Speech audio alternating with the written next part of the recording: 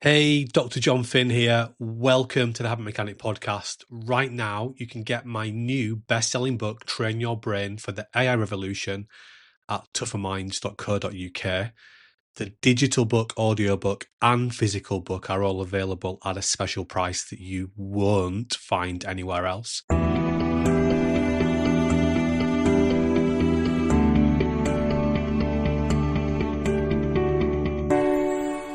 Once again, we're discussing one of the concepts within our free ebook, The Elite Business Athlete, in this Tougher Minds podcast.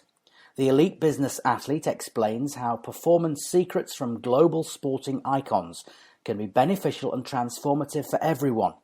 The ebook provides an overview of key concepts that boost resilience, personal performance, and well-being. It's free to download from tougherminds.co.uk.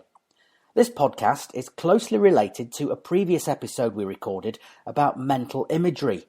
Tougher Minds founder Dr. John Finn began by explaining why the two concepts are closely connected.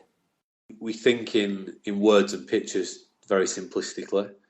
In psychology, we typically call it imagery and self-talk.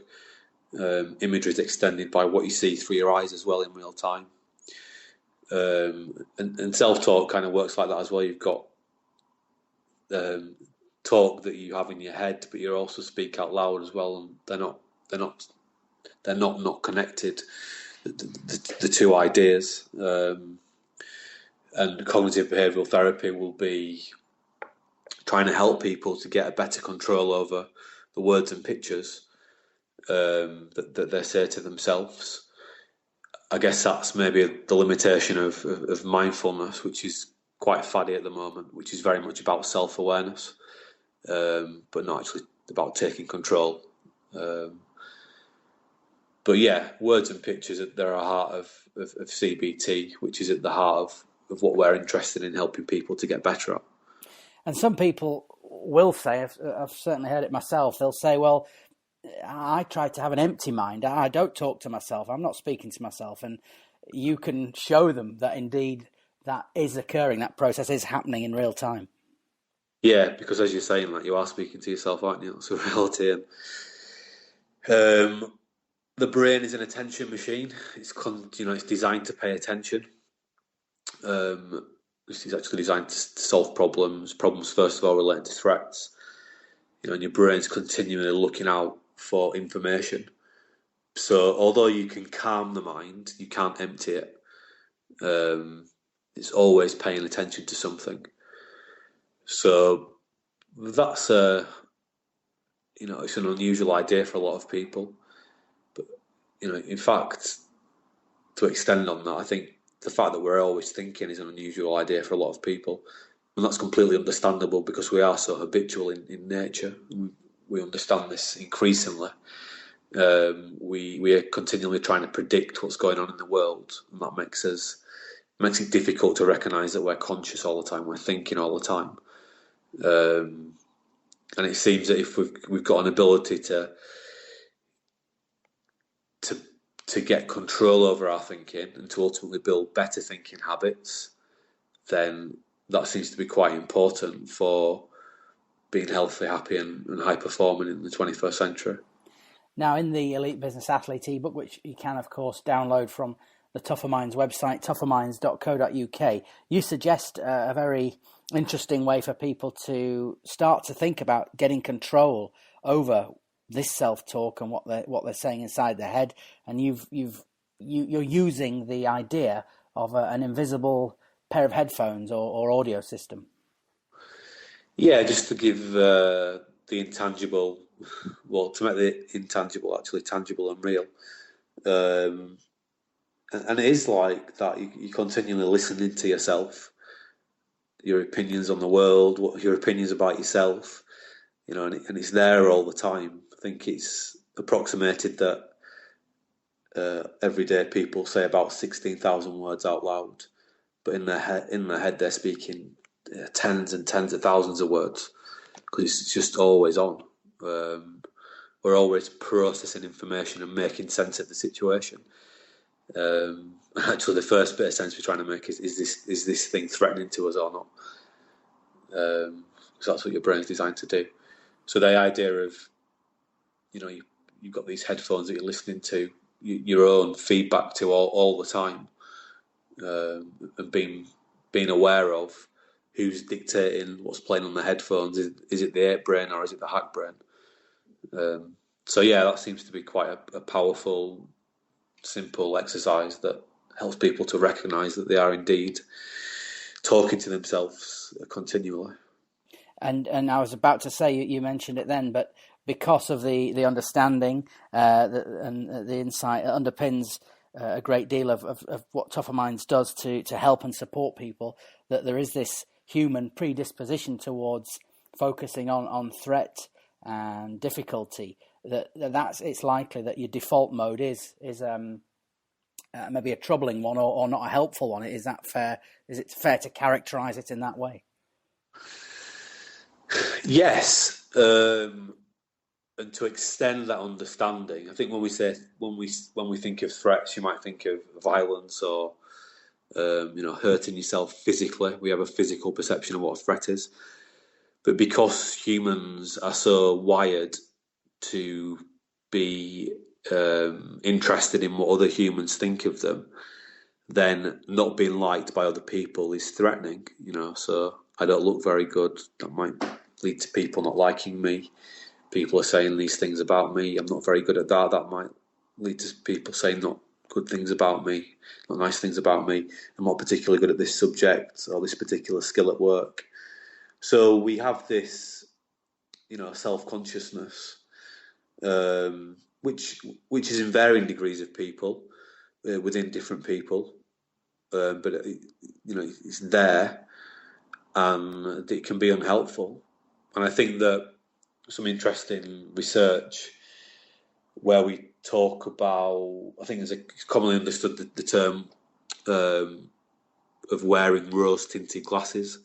So the idea that some people look at themselves and others with a degree of tint. Some have a greater degree than others. And it's this idea that you're not very good at actually perceiving how good you are at something or how not good you are at something. And there's studies where they will ask people to perform a skill and they'll have to self-assess themselves on a skill. And then the researchers will also assess them on the skill. And the more, the higher the participant's score is compared to where the researchers score them, the more they're deemed to have a tint on their glasses. Because the lower the participant score is compared to where the researchers score them, the lower the tint they're deemed to have on their glasses. And those with no tint on their glasses, I guess, see it exactly how it is, or maybe even worse than it is. And it seems like if you have literally no tint on your glasses, you get depressed pretty easily. So having some bias about our ability to do things seems to be helpful. I guess having too much bias is unhelpful. But we have this default position, it seems, as a general experience for human beings, that we can beat ourselves up. And anything we practice, we get better at. So if you keep practicing beating yourself up, then you get really good at it because you're developing more neurological connections for it. So, it's important that we recognise that and that we've got some things we can do to actually stem that pattern of maybe what we might very simply call negative thinking, or we call it unhelpful thinking. If we can recognise that we're always talking to ourselves and sometimes it's not helpful, then that's the first step to doing something about it.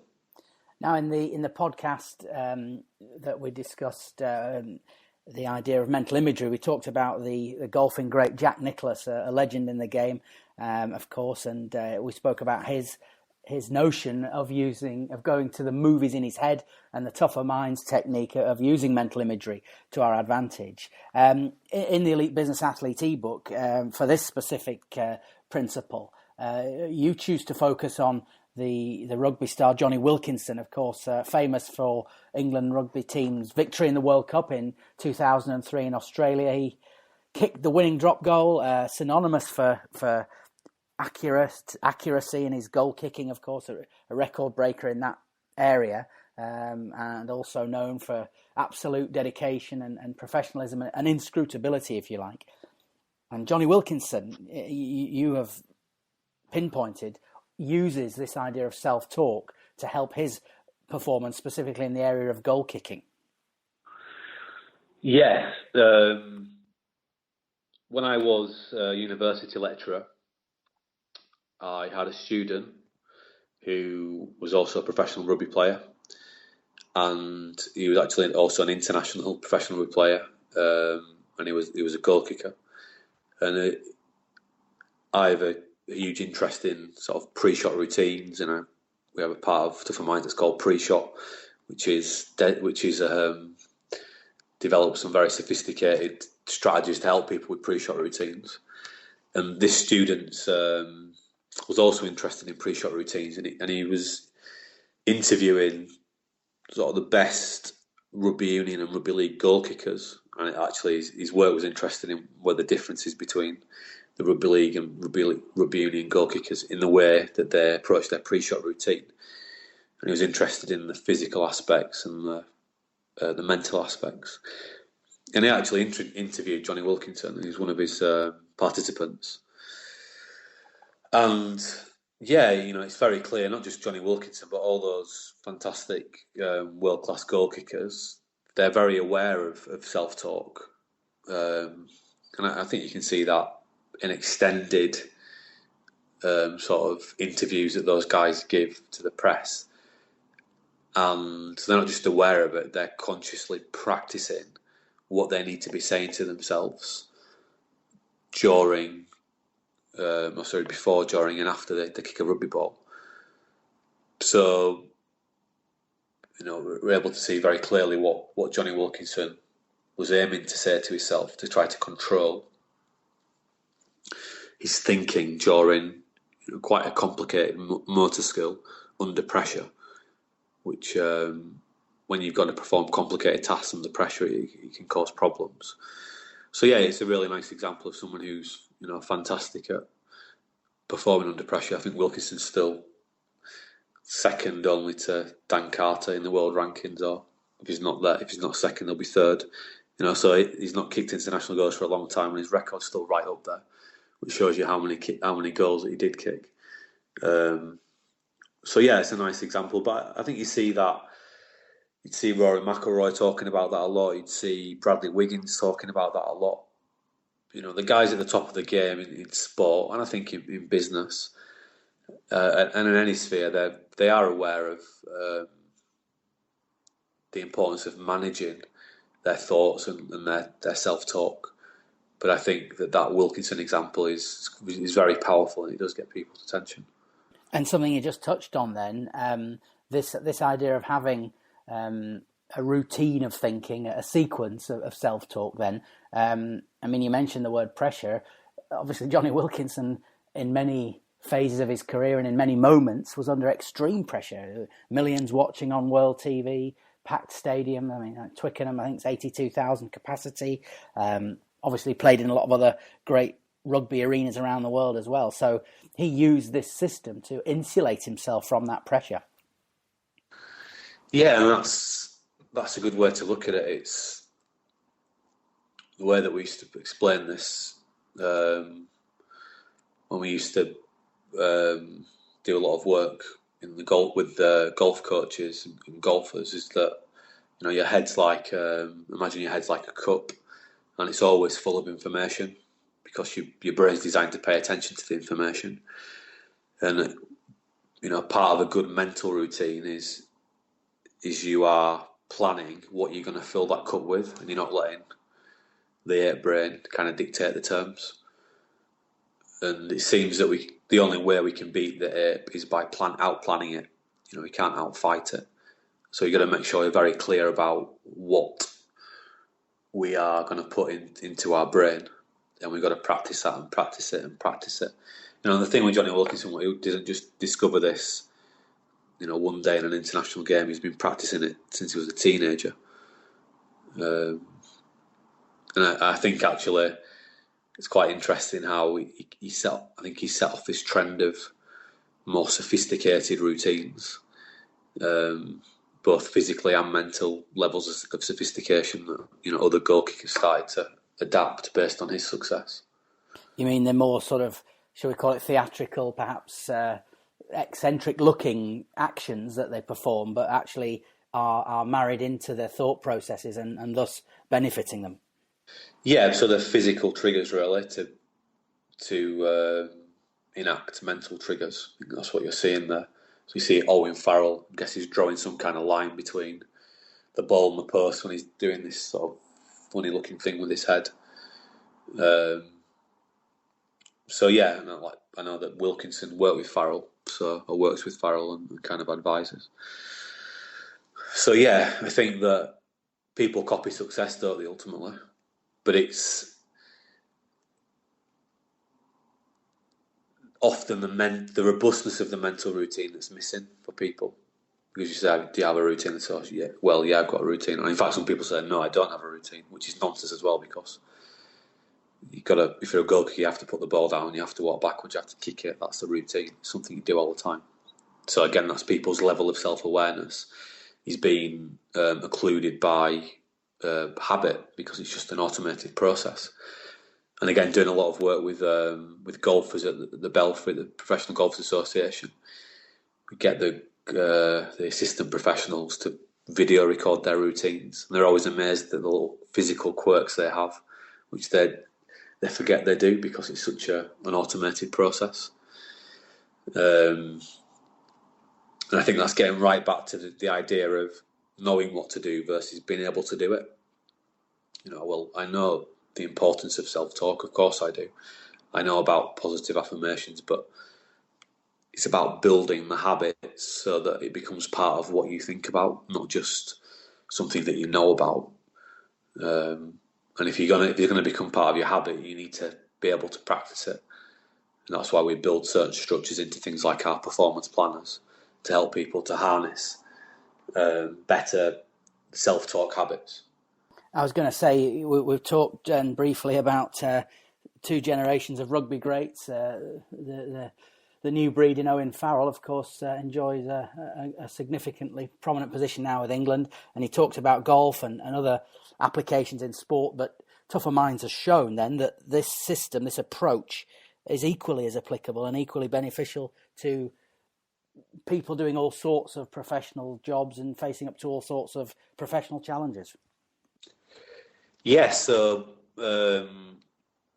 personally for me, when I went to work in education, when I was asked to do so by the haberdashers and transfer this understanding from sports psychology into education, then routines was one of the things I was paying a lot of attention to. And yeah, you can apply exactly the same thinking.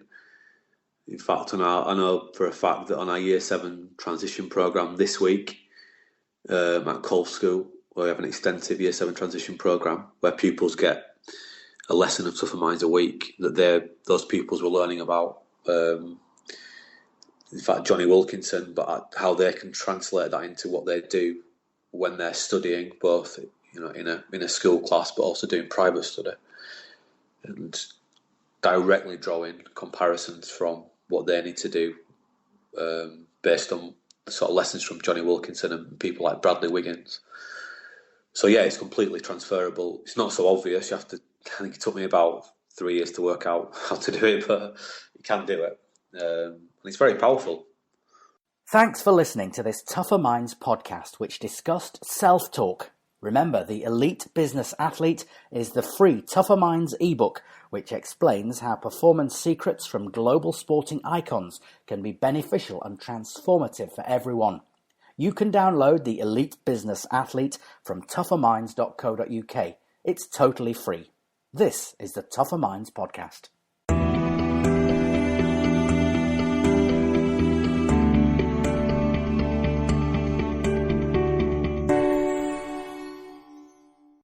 Thanks for listening to the Habit Mechanic podcast. If you liked it, please subscribe and tell someone else about one of the ideas or insights that you found most interesting.